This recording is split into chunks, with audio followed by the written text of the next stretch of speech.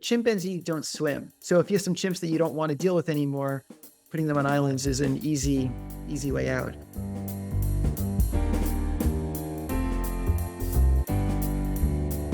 Welcome to the Our Hen House interview. This is Jasmin Singer. This is Mariann Sullivan. And we're so excited about our guests today. We will be welcoming Liliana Pacheco and Gregg Tully. They're here to talk about the extraordinary work being done by the organization they recently founded, Animals Unbound, to help animals in some of the most dangerous places in the world. And I can't cover anything other than a glimpse of their bios right now because it would actually be quite fascinating. Their bios are quite fascinating, but it would take the whole interview. So let me try. Liliana, in addition to her work empowering animal protection organizations worldwide, is the head of a wildlife sanctuary in Guinea, West Africa, for animals confiscated from the illegal wildlife trade. She's a licensed psychologist. I have some questions about my childhood, Liliana, for later. Just kidding. She spent 10 years as the founding director of the Jane Goodall Institute in Senegal and Guinea, and has worked to stop wildlife trafficking in Guinea with the WARA, that's W-A-R-A, Conservation Project. Gregg Tully, as CEO and founder of Animals Unbound, has organized donations of more than 1,200 tons of food for dogs and cats in Ukraine, and spay-neuter surgeries for nearly 10,000 animals in Ukraine, was previously the CEO of the Pan-African Sanctuary Alliance and CEO of the Soy Dog Foundation. Oh, and he also has a PhD in biology. And these are really impressive people. And I think that what you're doing is I know you've barely started this project. It sounds so important and so exciting. So welcome, Liliana and Gregg. Thank you. It's really a pleasure to join you. Thank you so much for inviting us. We're very excited to have you. There's just a lot going on here already that I want to dig into, but let's start with this. On your website, it says that Animals Unbound operates at the intersection of animal crisis intervention, capacity building, and fundraising, stepping in where others have not. So those things sound like very different projects, but tell us how they all fit together. Yeah, that's a good question. They are very different. So Animals Unbound, it's a new organization, and we deliberately wanted the mission to stay broad so we can adapt to situations that come up. Both of our experiences building up organizations and strengthening them, starting organizations as like a one-person charity and then building it up to be a proper team. And so that's something that we're doing for other animal charities around the world. Ranging from a dog shelter in Indonesia to a chimpanzee sanctuary in Cameroon to an animal activist group in the U.S. But we're supporting these organizations, and also so that's part of the part of strengthening organizations, and then we also want to be able to react to urgent needs and raise money where it's desperately needed, and so. That's the second side of the work that Animals Unbound is doing. So far, we've been focusing a lot on animals in Ukraine because there are, when the war in Ukraine started, I think 14 million people left their homes, and some of them brought their pets with them, and a lot didn't. And so, just millions of dogs and cats are on the streets in Ukraine now, and these aren't street dogs like in India, for example, where these are like people's little chihuahuas and like house cats that are left out in snowy winters. And so we're working with a big network of volunteers and other partners there. So that's been our main focus so far. But we want to stay ready that the next time there's an earthquake or a flood, if we feel like we're in a position to get involved. Especially by building capacity of local groups on the ground. That's what we would like to do. So I can sum it up by saying we want to be able to respond where things are urgently needed, but mostly do it by supporting local groups instead of just rushing into it blindly. I mean, I love this whole idea. Like, there are so many groups around the world, and they don't get the attention or the support that they need. And you seem to manage to at least be trying to catch them just at the need where they can get more attention because there's a crisis happening, not a good reason for more attention, but that there's an opportunity to go in there and help build capacity. It's so important. You seem to work mainly with small to medium-sized groups, which I think is great. I'm not against large groups, but there's a limit to what they can do in a lot of situations. So why are they particularly important, especially in the crisis management work that you do? I feel really strongly about small to medium sized nonprofits because I mean, for one reason, the big ones generally have a lot of expertise and they have a lot of staff. And so I feel like we can make a bigger impact by helping the small ones that, they have some fantastic people. Maybe there's some gaps in what they're able to do. Um, and also with the small groups, I felt, yeah, I'm generalizing here. There are definitely exceptions, but other than smaller organizations, they are able to respond quickly to urgent needs. I think in the Ukraine is a great example. And actually, another example, maybe 10 years ago, you may remember there were terrible earthquakes in Kathmandu. And, the big global animal charities flew in to help. And I had lived in Kathmandu for some time, and I was working in Thailand at Soy Dog Foundation, and I flew in also to help. And the partnership between the local Nepali groups and the big international ones was really powerful.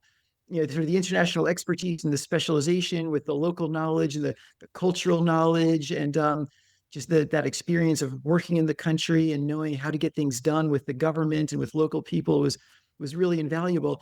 And then after some time, the big international groups left, and the small local organizations were still there dealing with the repercussions of these earthquakes and all these, farmed animals that were injured when sheds collapsed and, pets that were left homeless. And so, especially with emergencies and disasters, the local groups, they're there for the long term. I mean, it's terrific when a big organization can fly in and, make an impact, but they're not going to stay for years or for decades. And so I feel like by building capacity of local organizations, they're the ones who are living there, and that's what we need. We need that sustainability, not just the immediate, exciting disaster response. Yeah, that makes sense. And I want to go back to Ukraine because you brought it up a couple times. And I know that is one of the main focal points of your work. I'd love to know a little bit more specifically about your work there. Could you shed some light on that for us? Yeah, I guess we can start from the beginning.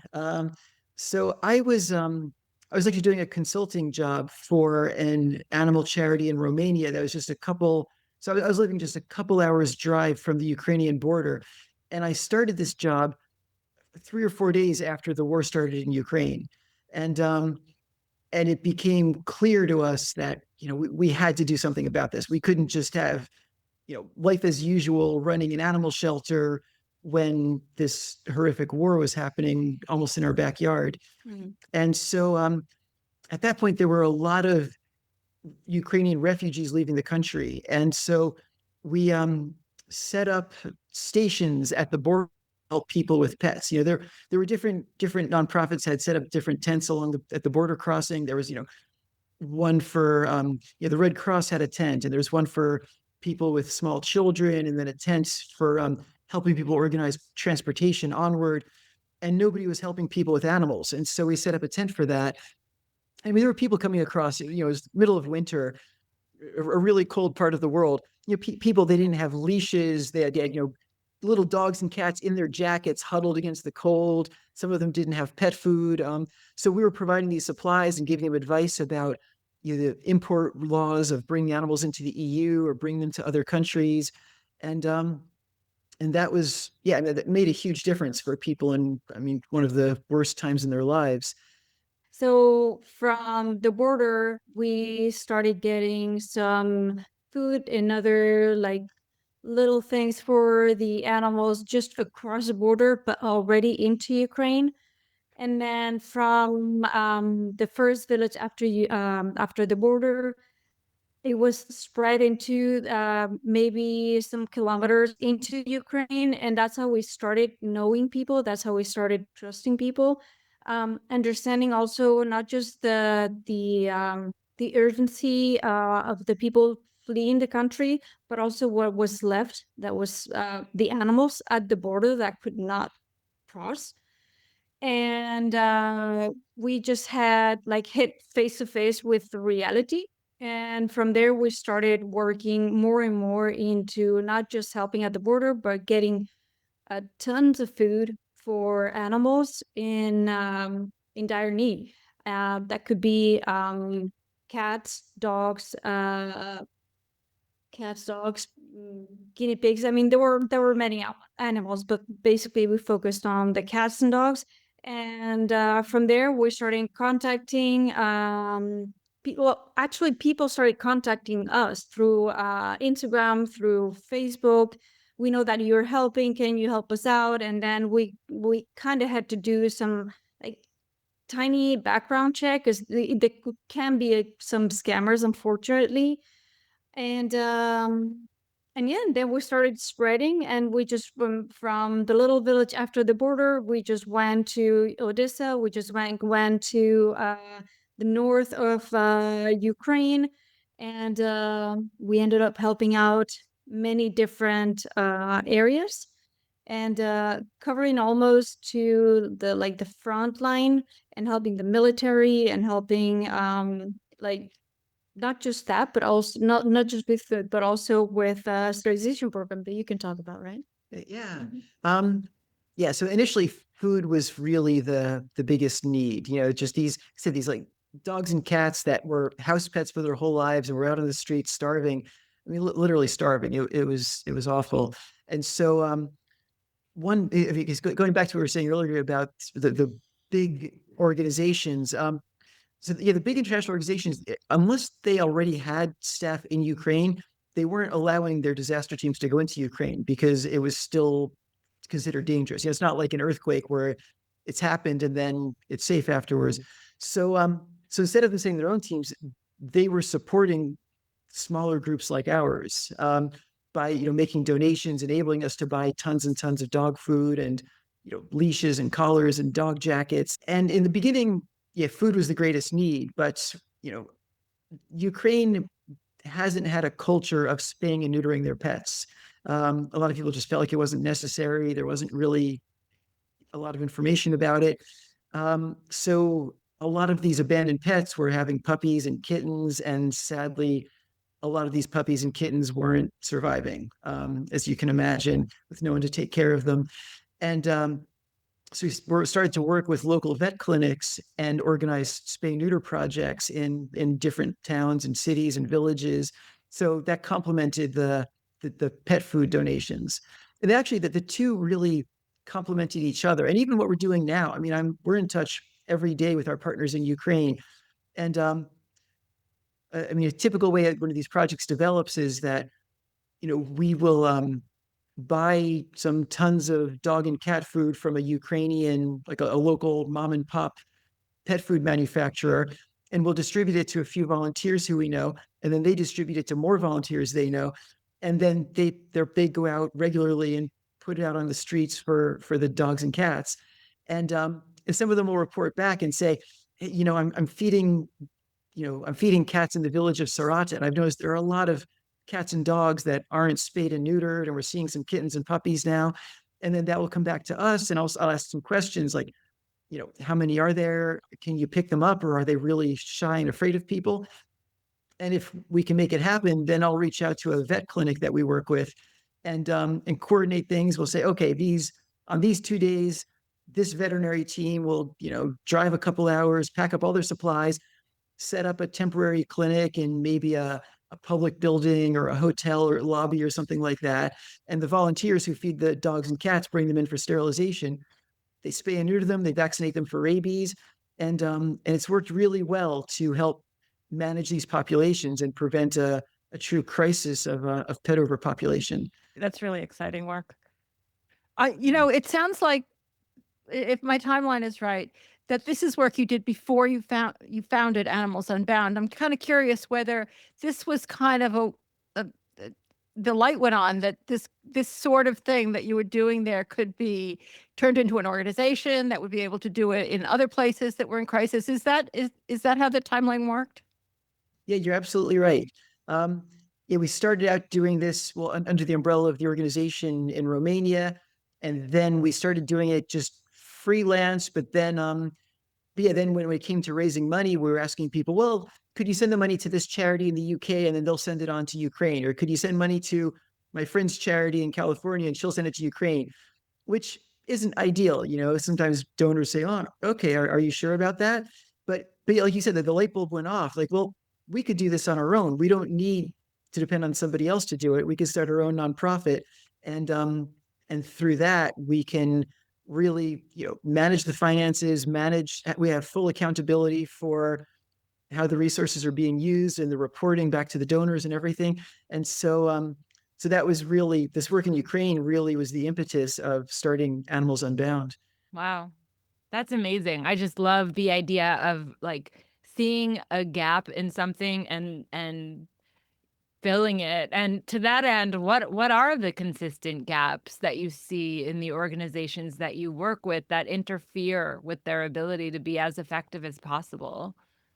I'd say it depends partly on the scale of the organization and how mature they are. I mean, in Ukraine, a lot of the people we work with don't even have official registered nonprofits. It's just an informal group of volunteers who are feeding street dogs, or someone who runs a shelter and they sort of pay for a lot of it out of their own pocket. So in those cases, I think they really just need direct support, funding and maybe some veterinary help and donations of food for animals, things like that, just to get by. But on a bigger scale, we also support a lot of organizations that are a lot of these small and medium organizations that we're in contact with. Sort of, they spent years sort of getting by, and they're doing really important work, but they want to get up to a higher level. But some of them don't know what that looks like. Some of them will say to us, like, we've been doing the same work for 10 years. We want to increase our impact. We want to help more animals, but we just don't really know what that means. Or some of them know what it looks like and they have a vision for what their future is, but they don't know how to get there. They keep saying, yeah, I really want to start this new program for advocacy and raising awareness about animal welfare, or pressuring the government to have stronger laws, but every day I'm just feeding animals and dealing with emergencies and putting out fires. So what I see organizations need the most is strategic thinking. That could be an actual strategic plan, like a plan where we work with them and we decide, where do you want to be in 2 years or 3 years or 5 years? And then we work backwards from there. So we start with the vision, the dream of, in 5 years, we want to be, we're about to go to Cameroon in a couple of months to work with a sanctuary there for chimpanzees and gorillas and monkeys called Ape Action Africa, to help them make a strategic plan. And they have these fantastic ideas about, not just taking care of the animals in the sanctuary, but protecting wildlife in the wild and really protecting the forests that the habitat these animals depend on. And so that's the dream. And then we'll work back from there and think, well, okay, what can you do tomorrow to go in that direction? What can you do in the next month or and then the quarter after that? And give them a real clear roadmap for how to get from where they are now to their vision for the future.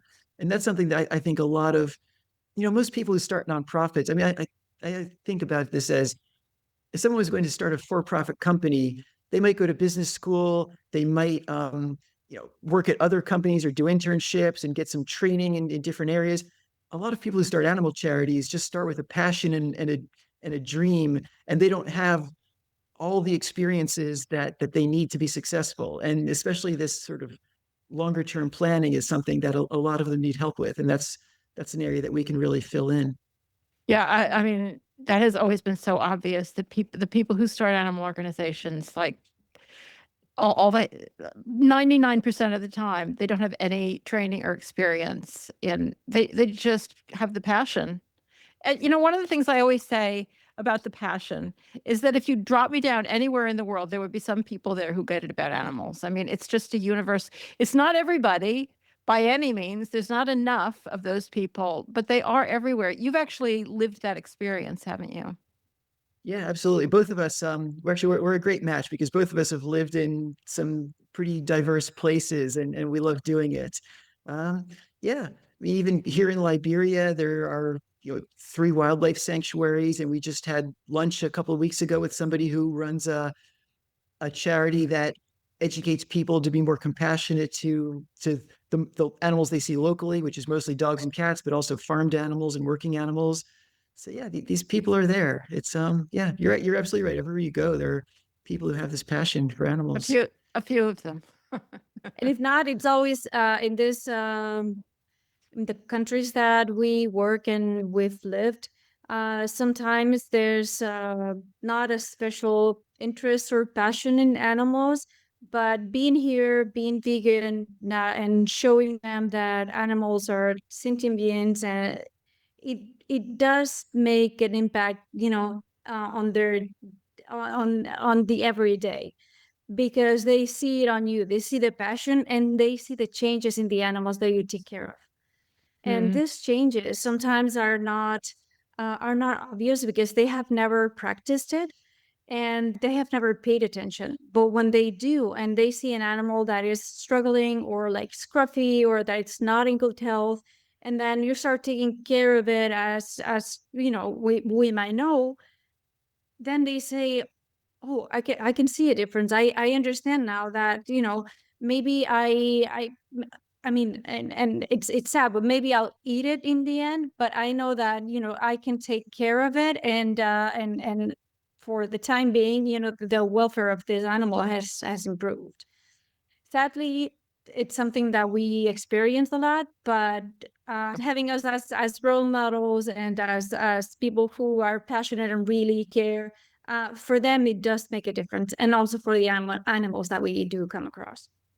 You mentioned that you don't focus on the larger organizations, but I do have a question about larger organizations.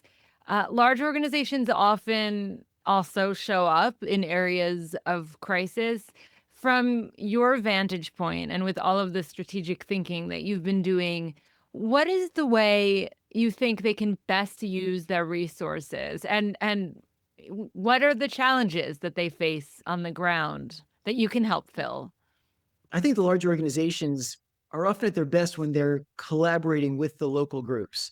It's the large animal charities, they have people who are really experienced campaigners and have a lot of experience with messaging that could, I don't know, convince people to reduce their meat consumption or go vegan. They have people who have dealt with multiple disasters. It just is this real specialized experience.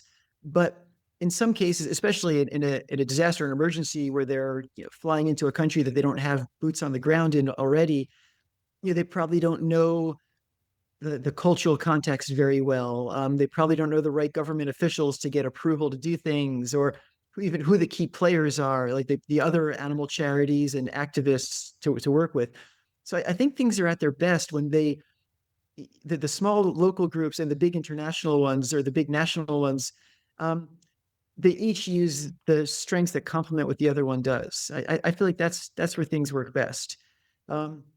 I mean, I think things are at their worst when, a group parachutes into an area, starts a project, gets it up to speed, takes a lot of pictures and videos and then disappears. And then often the project sort of stumbles and just becomes a shell of what it used to be. And that's not what anyone wants. Mm-hmm. So I think that collaboration is great because these big organizations do have tremendous experience, people who have rescued countless animals from really complicated situations, or people who've spent their whole careers running effective campaigns about changing food systems and fighting factory farming and issues like that. So I think that expertise is great as when it's leveraged in the right way.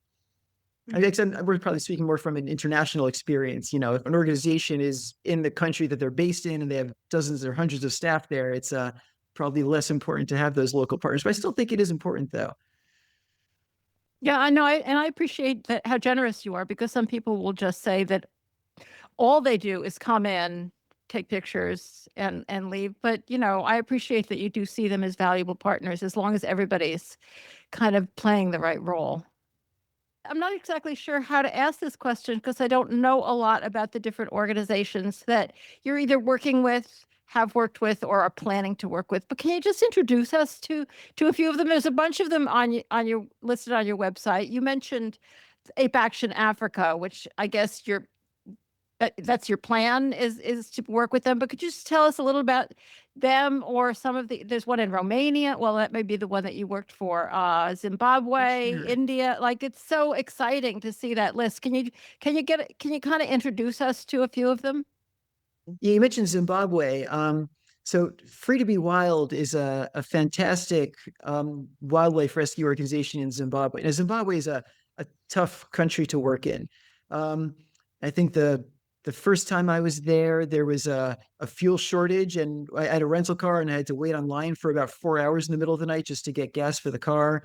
I think the second time I was there, people the government manipulates the economy to their own benefit, and so people don't really use cash. So they use apps like Venmo, and it's similar to Venmo and PayPal for sending money. But there's one that they use that the whole country uses, and it crashed for about 3 days. God. So the whole country fell into like a bartering system. I'm not exaggerating. People were in markets saying, "Okay, I'll give you 8 potatoes if you give me 3 pineapples." It's a tough country with very little support system. And Free to Be Wild, what I'm most impressed with, they not just rescue a huge range of animals. I mean, zebras, giraffes, warthogs, monkeys, but they've managed to release a lot of them back to the wild, which is something that a lot of sanctuaries aim to do, but really struggle with. But getting animals back in the wild where they belong is that's really a goal with wildlife rescue. And so they're able to do that. The founder, named Bay, she's lived in Zimbabwe her whole life, and she's been really dedicated to animals since she was a kid, and has this a great intuition about when an animal needs rehabilitation, when it's ready to go back into the wild again.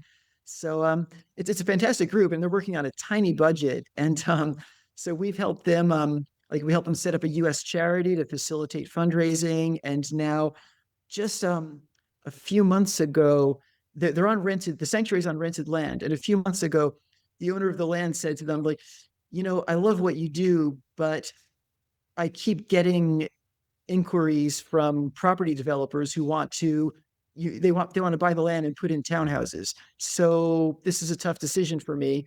And finally, he offered to sell the land to the sanctuary at about half price, but they had to raise $100,000 down payment in about 2 months. And for a little, 100, that's probably, 6 months of operating expenses for them. That's a huge amount of money for them. So I worked with Bay. We made a plan. I thought, like, okay, who do you know who's made substantial donations? Who do you know, family, friends, anyone who can donate? And we made a plan. She drove all over the country meeting with people, and she managed to raise that money. And now we're into phase 2 of the plan, which is, I think we need to raise another $150,000 by the end of the year, and we're putting that into place. So anyway, Free to Be Wild is a really fantastic group. Are the animals like injured? How do the animals come into her possession, and then she rehabilitates them in some way so that they can be released? Are they injured? Most of them are injured, and some of them are orphaned by bushmeat. Okay. In a lot of Africa, people will go into the forest with a rifle and just shoot anything that they can eat and can carry out. And then for example, if it's a monkey that has babies, they'll often kill the monkey and sell it for meat. And then the babies, maybe they sell them in a market to be somebody's pets. Maybe they just put them in a cage somewhere, but the babies often end up going to the sanctuary. And a lot of the animals are injured, hit by cars, things like that.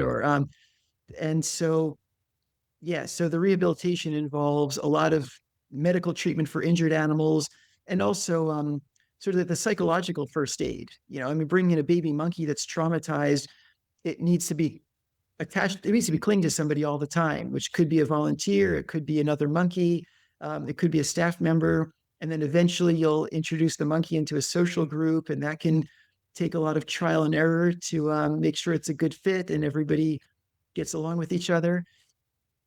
But most of them at Free to Be Wild are injured. Mm-hmm. And there's like and it's really interesting. It's sort of a free range sanctuary. The baboons are kept in an enclosure because if they're not kept in, they'll get into the kitchen and steal food and make a mess. But a lot of the animals are I mean, there's a vulture with one wing who just wanders around and sort of says hello to people. And I think there's a bush pig that runs around too. It's a special place. Liliana, can you share a story of a different one of your the groups that you've been working with?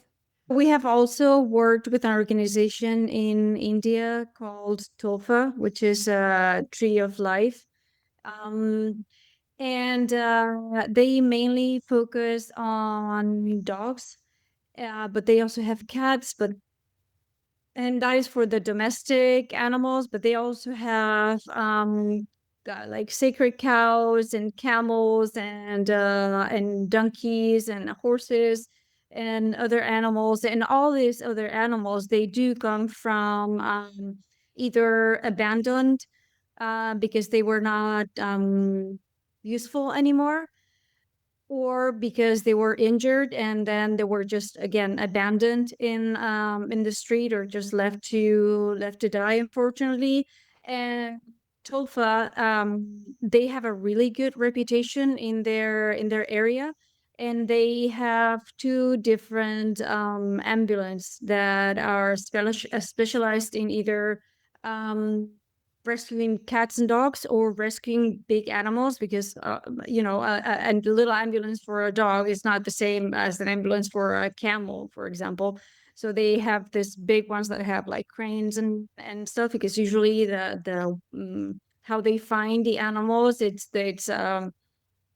sad and it's very critical, because the animal cannot really stand by itself.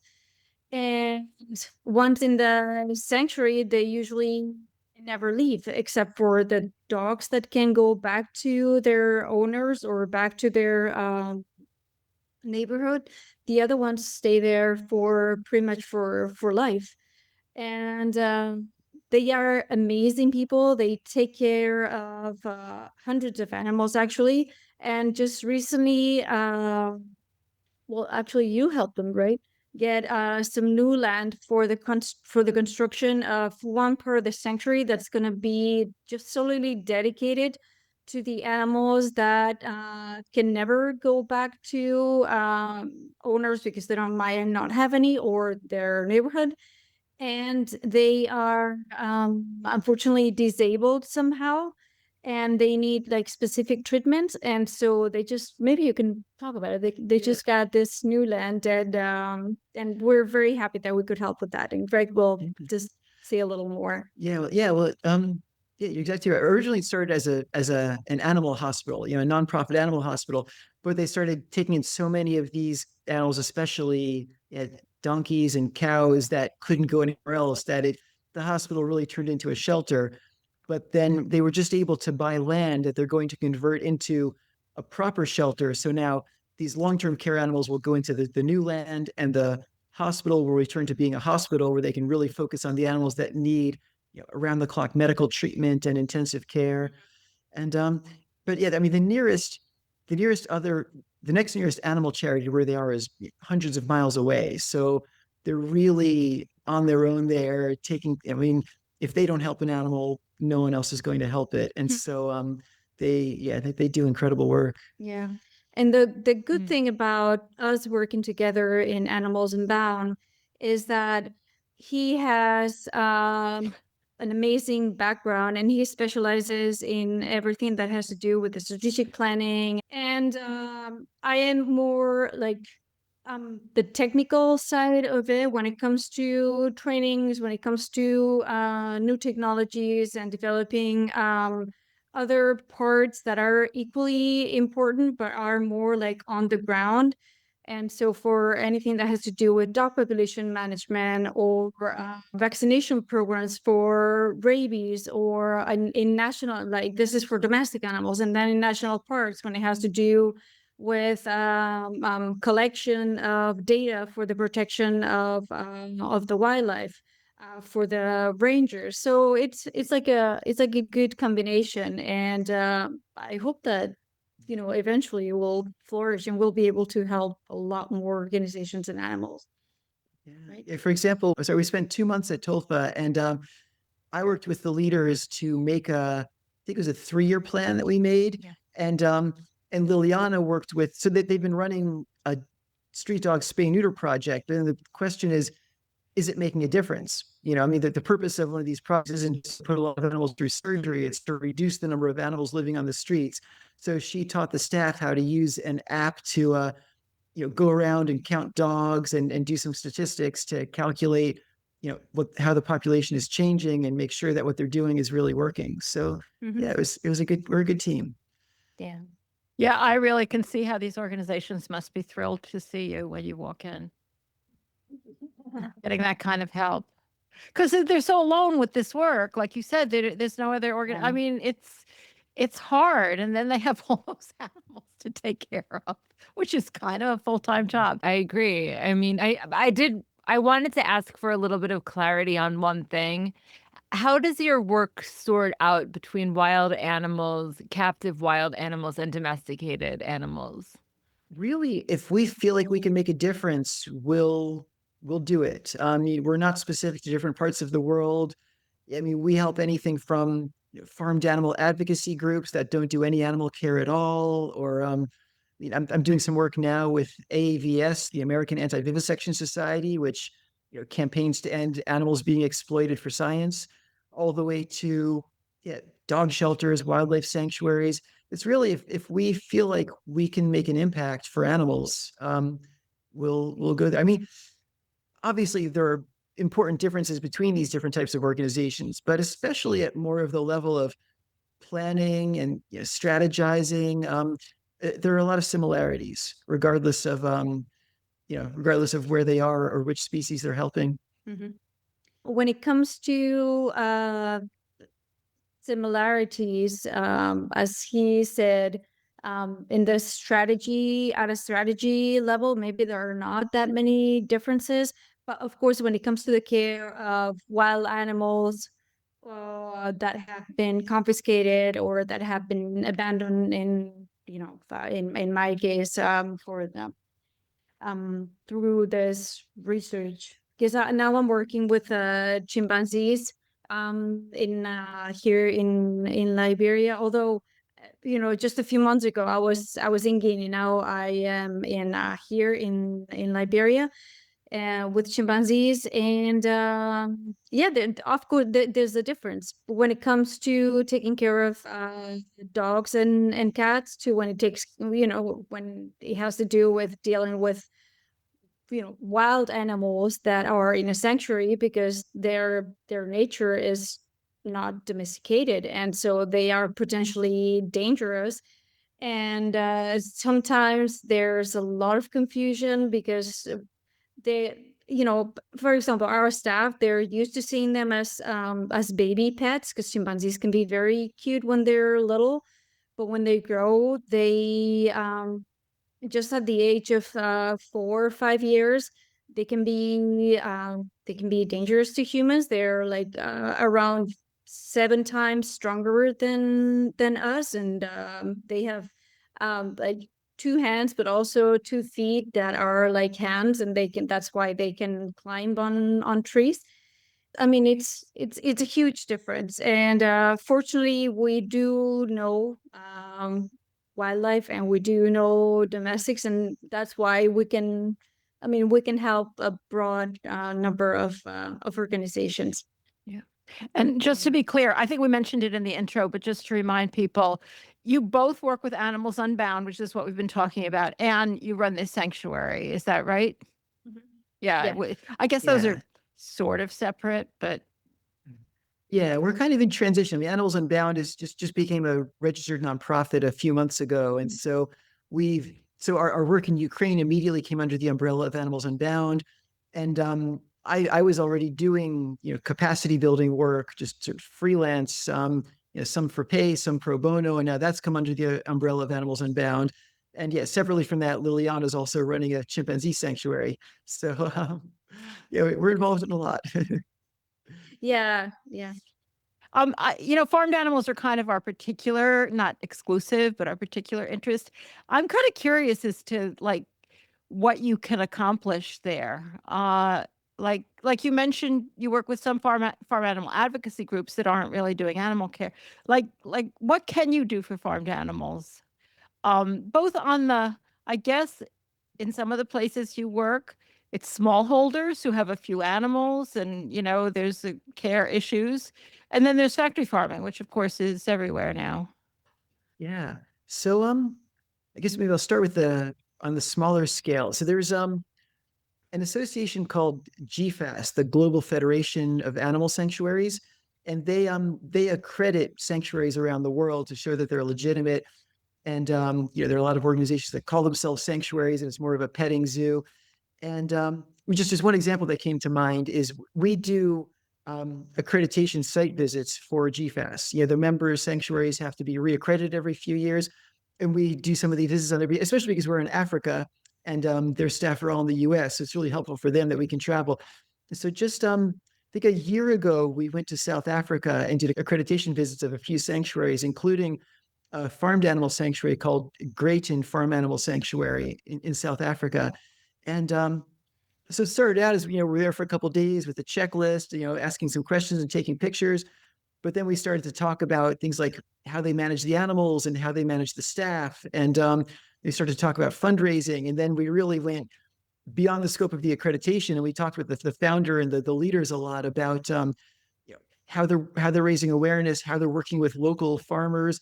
They have a great program where they convince pig farmers to convert to be vegetable farmers. And so, we talked about how they're building relationships with these people and building trust with people when initially there's a lot of suspicion. So this wasn't an official role of Animals Unbound, but through our experience, I think we had some really valuable discussions. And we're still in touch with Nikki, the founder, by email. She's fantastic. And so, yeah, we did talk about we talked a lot about fundraising and planning for the future. So I think that's one example. And then, more of a bigger scale. We've worked with organizations to plan campaigns and really get into the project management of an advocacy campaign, for example. Starting from clearly identifying the problem, and that's actually one of the hardest parts. Is we say, well, we want everyone to be vegan. It's like, well, we do, but let's start with a goal that we can accomplish, and then who's the target audience? What kind of messaging is going to work best for that audience? Is it social media? Is it traditional media? Is it something more physical, billboards? And then sort of working from there about what messages to use, and budgeting, and making a timeline for it. So we've also helped with those sorts of areas about running campaigns. I'm definitely not an expert in many things about farmed animals, but we can work with organizations to create a feasible goal and practical objectives, and work with them to get to there, which I guess is maybe it's not the most exciting part, but I think it's critical for success. Yeah, absolutely. There's a charity based in California called Aruka Animal International, and it's a farmed animal advocacy group. And a campaign they're working on right now is octopus farming. I don't know if you know, but there's a very real risk of the first major commercial octopus farm being started, which could then cause a cascade of a lot of octopus farms, mainly feeding demand in Europe. And so I'm working with them on figuring out campaign messaging and what's going, again, who are you trying to speak to? It's I think a lot of us fall into the habit of coming up with messages that are going to work really well with vegans and get a lot of traction on social media with vegans. But is that who we want to talk to, or do we want to actually talk to people who aren't vegan but are open to our messaging and are willing to convert? Or for this campaign, maybe people who would eat octopus, or maybe just general animal lovers, and try to convince them to take action, sign a petition about octopus farming. So I have calls every week with the head of Aruka, and we strategize how to use the resources they have to make the biggest impact on this issue. I just want to add that I think it was last night, the New York State Senate and Assembly both passed New York State's octopus farming ban.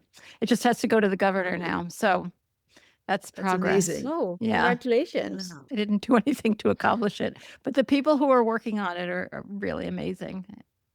So that's very exciting to hear. It's so important to ban something before it's there. so much easier. Yeah. That's a really good point. Yes. So Mariann mentioned factory farming. You must be personal witnesses to the growth of factory farming around the world. What does that look like from your seat? I guess one nice thing about living in a lot of developing countries and under-resourced countries is that a lot of the farming is more traditional farming, which obviously we'd rather they don't farm animals at all, but it's I mean, I think in Liberia, I'm sure there aren't any farms that have 1,000 chickens.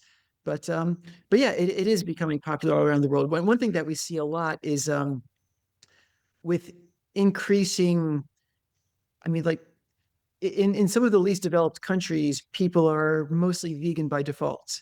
I mean, I can give Nepal as an example. We spent a lot of time in Nepal, and the traditional Nepali diet is rice and lentils and vegetables, 2 meals a day, every day. Maybe on a holiday or a festival, they might eat some meat, but they're just culturally they eat this vegan diet their whole lives. But now, obviously, I'm not saying that people should live in poverty, but one of the negative effects of a growing middle class and a growing upper class is that more people are moving to cities, more people are now eating meat. There's just more access to different kinds of food, including meat, and it's considered kind of a high class thing to do. If somebody wants to impress their business clients, they'll take them out for a meat-based dinner. And so we're definitely seeing growing meat consumption in the places that we live in and that we travel to as a result of this. And so obviously it's great that, countries are getting better healthcare and better access to education and, better literacy. But something that's coming along with this is, there's people are shifting away from traditional plant-based affordable diets and going for more expensive food. So, I mean, a lot of the countries that we've been spending time in. I mean, I've lived in Nepal and Thailand, and we've lived in Guinea together, and now Liberia. I mean, I haven't seen factory farming on the scale of in the U.S. So, these sort of farms you drive by and you keep driving and they're still there. But it is getting worse. It definitely, there's more and more farms are getting bigger and more industrial, and people are shifting away from more traditional methods. And so it's sadly, I think this is getting worse in a lot of parts of the world. Sorry, I didn't mean to have such a negative message, but No, that's I know okay. it's a dark place, but we all have to keep in mind that that's what's going on. So I don't want to end on a dark note, but we are almost done. So, Liliana, I'm just going to ask you this strange question. I kind of noted to you before. I noticed in your bio that you used to run a sanctuary in Liberia, and I'm almost certain this is the same sanctuary that our friend Sangu Iyer wrote a short work of nonfiction years ago that we published. It was in our very, very, very short episode as publishers. I think we published 2 works, but it is so beautiful. It is so good and dark and weird. It's called The Lines We Draw, and we very oddly we just happened to talk about it the other day on the podcast because Sangu has a new book out.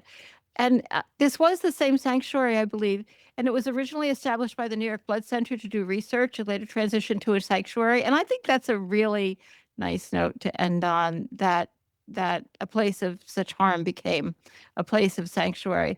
I won't ask you to go into it, but can you just tell us a little bit about it? And did it really transition into a place where the I think it was all chimpanzees, correct me if I'm wrong, and that are living good lives? Yes, they are. They are. And with the work that we're doing, we're trying to increase their welfare because they were abandoned on different islands in Marshall, which is a mangrove area, is a wetland area. So I'll just jump in and say, so chimpanzees don't swim. So if you want to keep chimps confined, you can either do it in little cages or really big enclosures, but they always find ways to escape, or you put them on islands. So if you have some chimps that you don't want to deal with anymore, putting them on islands is an easy way out. So when all this happened, humane HSI, Humane Society International, were the ones who committed to taking care of the chimpanzees that were abandoned. At that time, they were 60 something. I don't really remember the exact number, but that was in 2015 that Humane World started taking care of these chimpanzees, and it continues up to today. We committed to taking care of these chimps for a lifetime of these chimpanzees, and that's what we're doing. And I'm very happy that we can contribute to this retired chimpanzees that were taken from the wild, and now they have a second chance. And this is the name of the sanctuary, Second Chance Chimpanzee Refuge Liberia. Wow. So I'm very proud of the work that I'm doing. Yeah, it's a beautiful story. And I think when Sangu wrote that, it was right before that happened. So she didn't have that happy ending to her. I mean, I don't know how much you probably know a lot about the backstory, but the backstory here is insane. And I highly recommend anybody interested who it's available on Amazon for The Lines We Draw. It's like for a couple of dollars. And it's a crazy story with crazy people. And you realize that sometimes these animals fall into the hands of people who are just very odd and do horrible things, but think they're doing good things. I mean, it's just craziness. What a lovely way to end this interview, to know that there's a happy ending. Mm-hmm. Yeah. Yes. Totally. Can you please just tell our listeners and viewers how people can learn more about your efforts and support your work? Oh, thank you so much for saying that. Yeah, well, our organization is called Animals Unbound. You can go to animalsunbound.org. We're just getting started on social media because the organization is only a few months old. But as I said, we've been doing this work for years, but doing it as a proper nonprofit is new for us. But we are on all the social media channels, and so you can find us and follow us there. And yeah, if you want, we send an occasional email newsletter with updates about our work, so people can sign up for that. And we'd love to hear from you too. We're always Wonderful. keeping an eye out for more organizations that we can collaborate with, share ideas with, help out in some way. Amazing. Amazing. Well, thank you so much for spending some time with us today. It's been just Yeah, this has really been a pleasure. This has been a lot of yeah, fun. it's been an honor. I mean, to just learn about the work you're doing and just the way that you're going about it is so inspiring. And you are definitely a powerhouse team. So thank you for all of the ways that you're changing the world for animals. And I know you're going to stick on for a little bit and do a quick Q&A with some of our flock who are here. But we'll end there. Thank you, Gregg, Tully, and Liliana Pacheco, and we will hopefully catch up with you soon. Thank you so much. Thank you. Thank you, everybody. Thank you. It's been a pleasure.